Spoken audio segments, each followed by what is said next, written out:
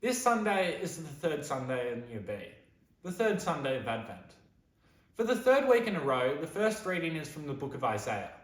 The Gospel of John tells us that much of what Isaiah wrote predicted Jesus' coming. This week's first reading might be the highlight of Isaiah, chapter 61. Isaiah writes about the arrival of God in the joyful perspective of a person who has been anointed by God to let everyone know the good news.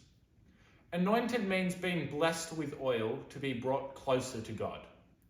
The second reading is from one of the very earliest Christian writings, a letter that St. Paul wrote to a Christian community in Thessalonica, only about 50 years after Jesus was born.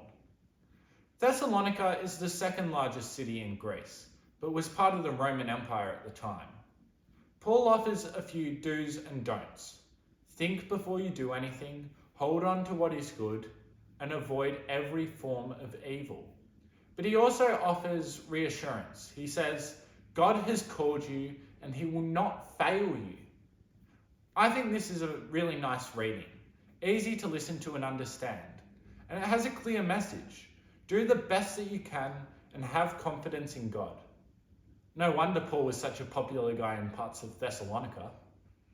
This Sunday, the Gospel is John's. Although the majority of the Gospels in Year B are Mark's, about a third are John's. Not surprisingly in Advent, the Gospel is again about the coming of Jesus. Like last week, this story is about John the Baptist at a time when Jesus was about 30 years old. The Jewish religious leaders, priests, Levites, and Pharisees were giving John a hard time about baptizing people. They asked him whether he is Christ or one of the old prophets, or even Elijah, an old prophet who was expected to come back before the arrival of God.